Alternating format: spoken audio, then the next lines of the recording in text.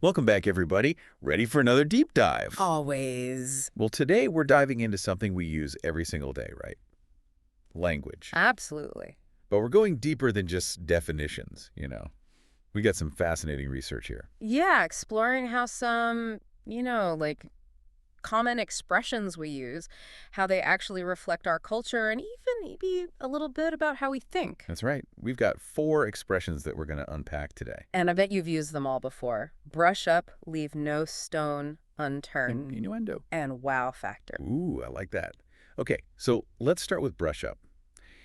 Hey, you ever, you haven't used a skill in a while and it's gotten a little bit rusty. Oh, yeah, like riding a bike after years of not touching one. Like, your brain knows what to do. Right. But it takes a little bit to get back into the swing of things. Exactly. So that's where brushing up comes in. It's refreshing that knowledge. Right. Or a skill, polishing it up till it shines again. And the phrase itself is so visual, isn't it?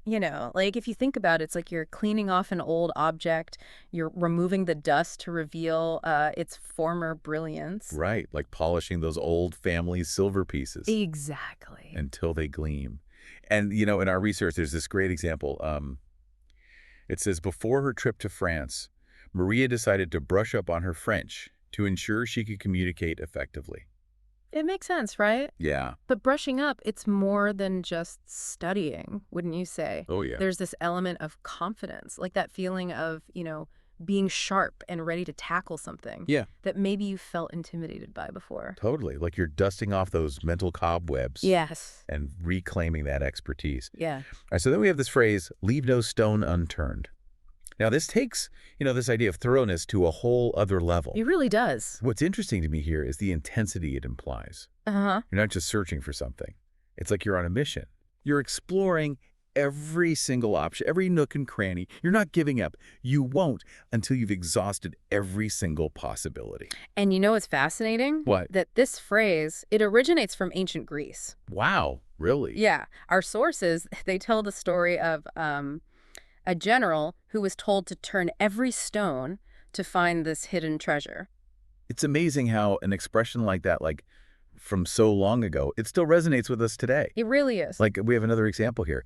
Determined to find her missing keys, Lisa left no stone unturned, checking every possible hiding spot in her apartment. It makes you think, doesn't it? Like, does that speak to something deeper about human nature? Like this drive to be thorough, to persevere, to not leave any possibility unexplored. Yeah, like are we hardwired to be curious, to seek answers, to solve mysteries? Maybe. All right, so then we get to innuendo, which adds a whole other dimension to, like communication. Yeah. It's suggestion, implication. Right, you're saying something but without directly saying it.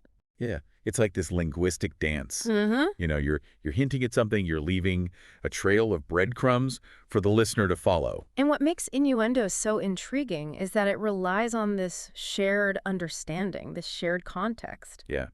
You have to trust the listener will pick up on those subtle cues and decode your message. Right. And that can be powerful. For sure. But it can also be a little risky, right? Yeah. Because if the intended meaning is misinterpreted... Oh, things can go sideways fast. They really can. If you think about the Latin root of the word, it literally means like by nodding or by hinting. It's all about that nonverbal communication, reading between the lines. Right.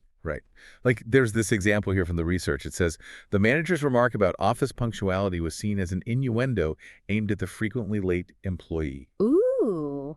It's a lot of shade, just with a few words. It really is. And it shows how innuendo can be used for different purposes, like for humor, criticism, or even flirting. It's a subtle art form. It really is. Okay, so we talked about brushing up on skills, leaving no stone unturned, using innuendo to, navigate those complexities of social interaction. What's next? Well, let's talk about something that evokes pure emotion.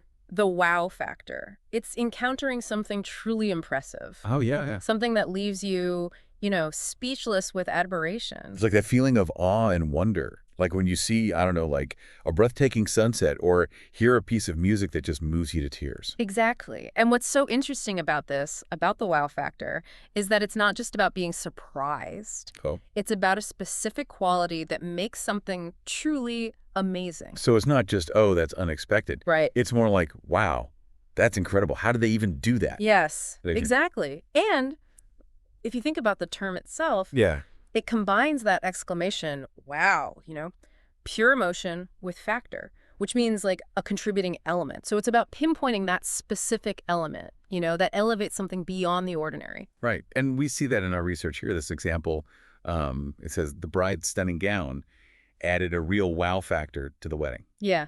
It's not just that the gown was pretty, it was something special. Right. That captivated everyone. Exactly. It's that intangible quality, that elevates something to a whole other level. And I think it speaks to our inherent desire as humans to be amazed, to experience things that transcend the mundane. Yes. And spark a sense of wonder. That spark, it reminds us that there's always something new to discover, something that can take our breath away. Yeah. It's like we're hardwired to seek out those wow moments, the experiences that make life a little more magical. Speaking of magical, these expressions we've been talking about, they're actually pretty layered, aren't they? Oh, absolutely. They're like little windows, each one, into how we view the world. Yeah. How we approach challenges, how we connect with each other. Yeah. And they show how language is constantly evolving, like wow factor, relatively new phrase, right? Yeah. But it captures this universal human experience of being awestruck. I was thinking about that as you were talking, like, did we need a new term for that feeling? Because the world is changing so rapidly and we're encountering more maybe wow moments now than ever before. That's a good point. It's like language is trying to keep up with our experiences and perceptions as they keep expanding. So, okay, if language is always changing, does that mean the meaning of these expressions, could it shift over time too? It's possible. I mean, the way we use language, it's influenced by so many factors.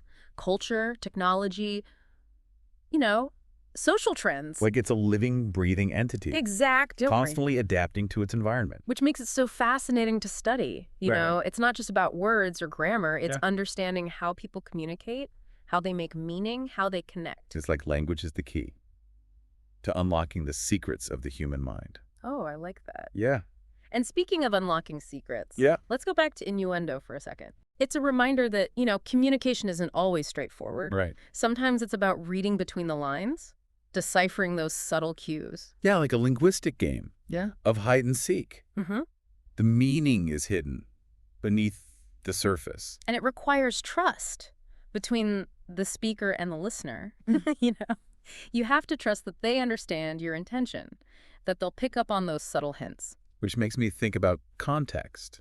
How important that is in communication. The same phrase, it can have completely different meanings depending on who's saying it, how they're saying it, or where they're saying it. That's true. Like, think about the difference between saying, that's interesting, with a genuine, curiosity, versus saying it with a sarcastic smirk. Oh, yeah.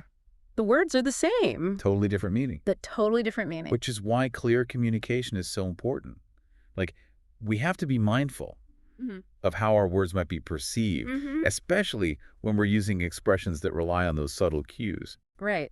And that kind of brings us to another crucial aspect of communication, our willingness to, brush up on our skills. Okay.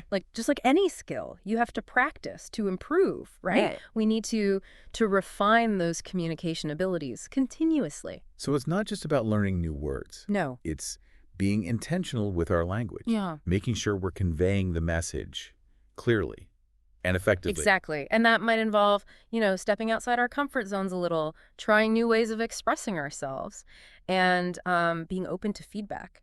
It's like we're all lifelong students of language. Right. Constantly learning, adapting, and evolving that communication style. And that's what makes it such a rewarding journey.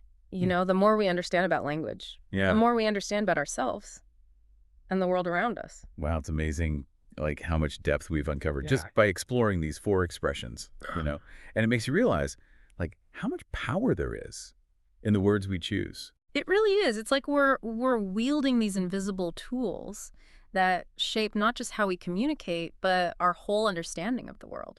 I was thinking as we were talking about how active a process communication really is. It's not just passively absorbing words, right? No. It's actively engaging with them. Yeah, that's a good point. You think about brushing up on a skill. Yeah. It requires effort. Yeah. You have to be willing to put in the work to improve. And then leaving no stone unturned. Right. That takes that active approach to a whole other level. It suggests like this relentless pursuit, a refusal to give up until you've, explored every avenue. Like it embodies a certain mindset, Yeah, We're approaching challenges with determination and curiosity. absolutely. And then there's innuendo, which adds a whole, like, social strategy to the mix. It's like you're using language in this more nuanced way, You are. relying on that shared understanding and context to convey meaning. And it's so fascinating how we use language to like navigate those subtle social dances. Right. Yeah, hinting at things without explicitly stating them. As we said before, that can be effective, but also a little bit risky. Uh-huh. You need trust. And you need to be aware of how your words might be interpreted. Absolutely. It's about being mindful of your audience Hmm. and the impact of your words, even when you're trying to be subtle. So true. And then finally, the wow factor. It reminds us that language isn't just like about conveying information or navigating those social situations. No. It's also about tapping into our emotions, experiencing awe and wonder, and connecting with things that inspire us. It's about seeking out those experiences, the ones that make you say like, wow, this is incredible. And then using language to share those experiences with others, Yeah. to evoke those same feelings of amazement and inspiration. I love that. So as we wrap up our deep dive today, I'm curious, what resonated with you the most? What new insights, will you take away from this exploration of language? And how might you use these expressions? Brush up, leave no stone unturned, innuendo, and wow factor to enrich your own communication and your understanding of the world. Remember, language is a powerful tool. Use it wisely. Use it creatively. And never stop exploring those endless possibilities. Until next time, keep those linguistic gears turning.